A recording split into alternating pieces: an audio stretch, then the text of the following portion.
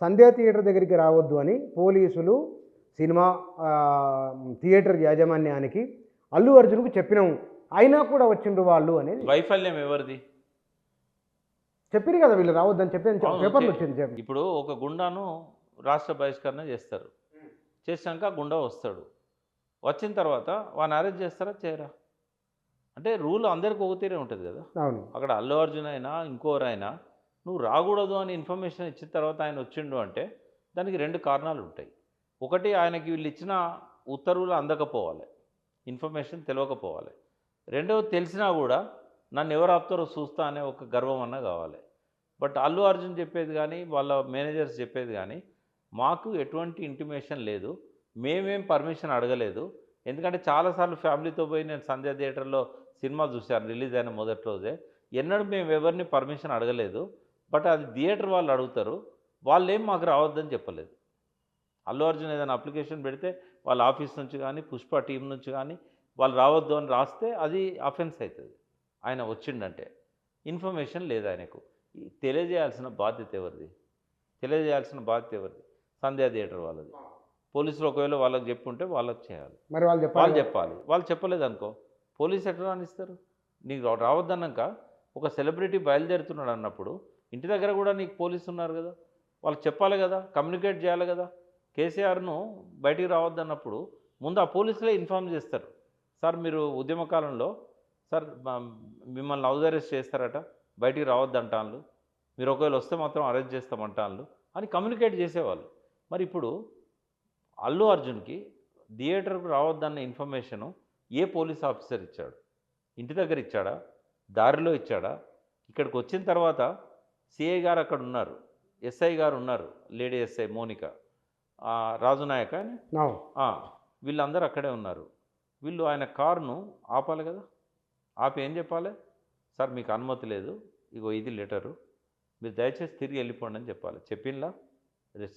Second point, 2 గంటల ముందే CI SI అధికారులతో మాట్లాడుకొని బందోబస్తు కోసం వచ్చారు.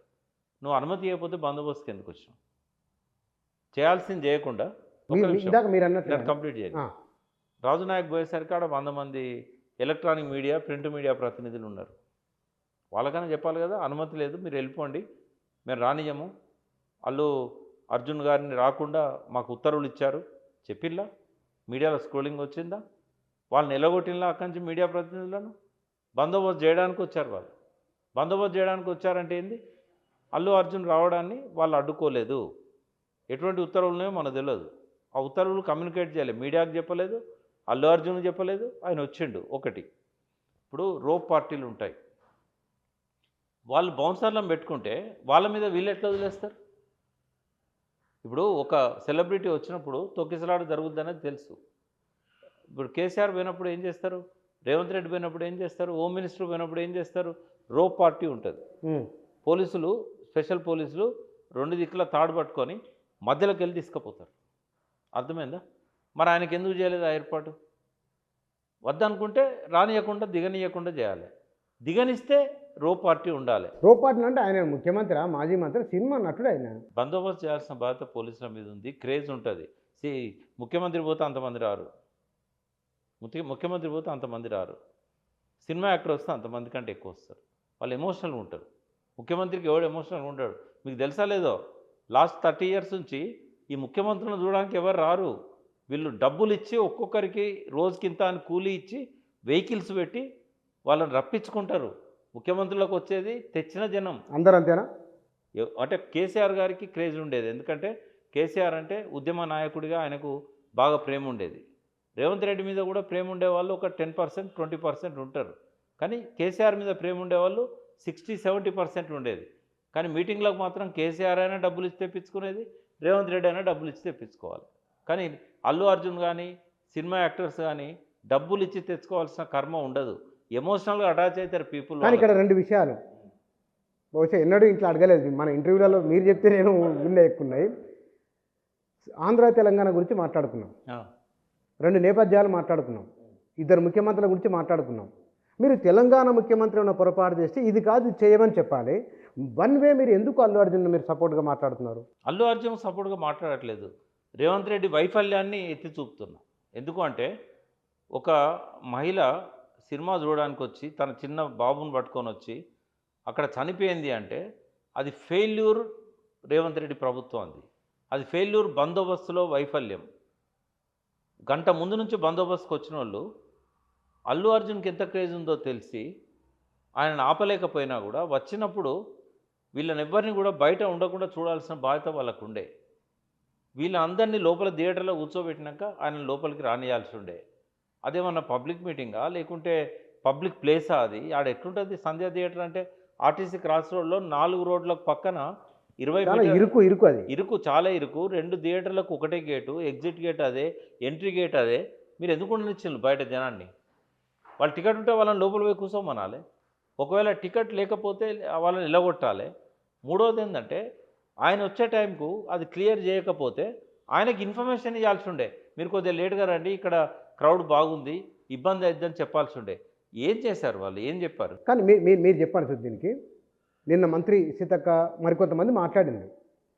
జేబీఎం లాంటి సినిమాకు అవార్డులు ఇవ్వరు, చట్టాన్ని వ్యతిరేకించి పోలీసులను కొట్టి పోలీసులను ఇబ్బంది పెట్టి వ్యవస్థని సవాలు చేసిన ఒక స్మగ్లర్ ఎట్లా అవార్డు ఇస్తారు? జేబీఎం లాంటి సినిమాకి ఎందుకు ఇవ్వరు? నెంబర్ 1. నెంబర్ 2, వాళ్ళన్నది సినిమా వాళ్లకు ప్రేక్షకుడే దేవుడు. ఆ ప్రేక్షకుడు చనిపోయినప్పుడు వాళ్ళ ఇంటికి వెళ్ళి పరామర్శించాలి కదా. మా అసోసియేషన్ ఉంది. చట్టం తెలియకుండా మాట్లాడుతున్నారు వాళ్ళు. చట్టం తెలియకుండా మాట్లాడుతున్నారు. ఏముంది చట్టంలో? ఇప్పుడు ఎవరైతే ఈ మాట అన్నారో వాళ్ళు మంత్రులు కానీ ఇంకోరు కానీ చట్టం తెలియకుండా మాట్లాడుతున్నారు. ఎందుకంటే ఒక కంప్లైంట్ ఒక వ్యక్తి మీద ఇచ్చిన తర్వాత, నా భార్య చావుకు వీళ్ళు కారణం అని ఇచ్చిన తర్వాత, అందులో ఉన్న అక్యూజ్డ్ ఎవరు కూడా వాళ్ళ కుటుంబానికి పోయి పరామర్శించుడు కానీ డబ్బులు ఇచ్చుడు కానీ చేయకూడదు. చేస్తే ఏమైందంటే ఇన్ఫ్లుయెన్స్ చేయడానికి ప్రయత్నం చేసిండు అని ఇంకో కేసు అవుతుంది. దాని మీద కంప్లైనెంట్ను ఇన్ఫ్లుయెన్స్ చేయడానికి ప్రయత్నం చేసిండు అని ఇంకొక కేసు అవుతుంది. మనము సానుభూతితో మాట్లాడచ్చు. చనిపోయిన ఆమె ప్రాణం చాలా విలువైంది. అందరం బాధపడదాం. ఆమె ప్రాణం తిరిగి రాదు. వీళ్ళు ఎన్ని కోట్లు ఇచ్చినా తిరిగి రాదు. ఆ పిల్లగాడు తొందరగా కోలుకోవాలని మనం ప్రార్థించాలి. బట్ పరామర్శించడానికి ఎందుకు పోలేదు అంటే అల్లు అర్జునే చెప్పిండు, నేను చెప్పాల్సిన అవసరం లేదు. మా లీగల్ టీం వద్దన్నదండి, డబ్బులు ఇస్తానంటే కూడా వద్దన్నది. ఎందుకంటే ఇన్ఫ్లుయెన్స్ చేయడానికి ప్రయత్నం చేసిండు. సినీ పరిశ్రమ ఎందుకు పోలేదు అంటే వాళ్ళకు సంబంధించిన విఘ్నతకు సంబంధించిన అంశం అది. ఎందుకంటే మూవీ ఆర్టిస్ట్ అసోసియేషన్ వాళ్ళు కానీ, ఫిలిం ఎగ్జిబిటర్స్ అసోసియేషన్ కానీ, ప్రొడ్యూసర్స్ అసోసియేషన్ కానీ వాళ్ళు పోవాలి. వాళ్ళు పోయి పరామర్శించాలి. పోలేదు అంటే అది వాళ్ళ తప్పు. వాళ్ళకి ఎవరు సలహా ఇచ్చిందో ఇవ్వలేదో ఇటువంటివి జరిగినప్పుడు వాళ్ళకి పోవాలని ఆలోచన ఉందో లేదో మినిమం బాధ్యత అది వాళ్ళ తప్పు. 100% వాళ్ళ తప్పది. అల్లు అర్జున్ పోకపోయినా వాళ్ళని పంపనుండే.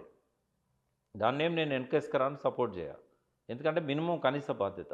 కానీ అల్లు అర్జున్ ఎందుకు పోలేదు అని అంటే ఆయన మీద అక్యూజ్డ్గా కంప్లైంట్ ఇచ్చిన వ్యక్తి ఆయన ఇంటికి పోయి పరామర్శిస్తే ఆయనను ఇన్ఫ్లుయెన్స్ చేయడానికి ఆయన ఇప్పుడు 25 లక్షలు అనౌన్స్ చేశాడు. ఆ అమౌంట్ ఇచ్చినా కూడా అది కేసు అయింది దాని మీద. ఆయన కూడా అన్నాడు, నాకు అల్లు అర్జున్ అంటే మాకు బాగా ఇష్టం అండి, నా కొడుకు అల్లు అర్జున్ ఫ్యాన్ కాబట్టే మేము కావాలని ఆ రోజు పోయినాము, మా జీతం తక్కువ ఉన్నా మేము 3,000 రూపాయలు టికెట్ కొనుక్కొని పోయినాము అని చెప్పి అన్నారు.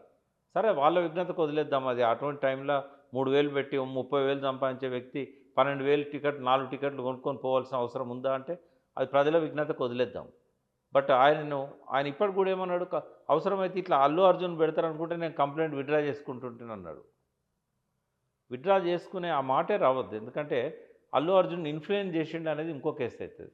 సరే ఇక్కడ ప్రభుత్వ వైఫల్యం చెప్తున్నా నేను. బందోబస్తులో వైఫల్యం, అసెంబ్లీ నడుస్తుంది, అది పెద్ద గొడవ అవుతుంది.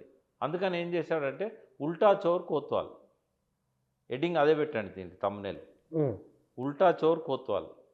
తప్పు తనది, అల్లు అర్జున్ను దాని బాధ్యుని చేసే ప్రయత్నం చేస్తున్నాడు రేవంత్ రెడ్డి. అసలు లేదు, కోపం ఎందుకుంది? కోరుకుంటున్నా ఆయన మంచి.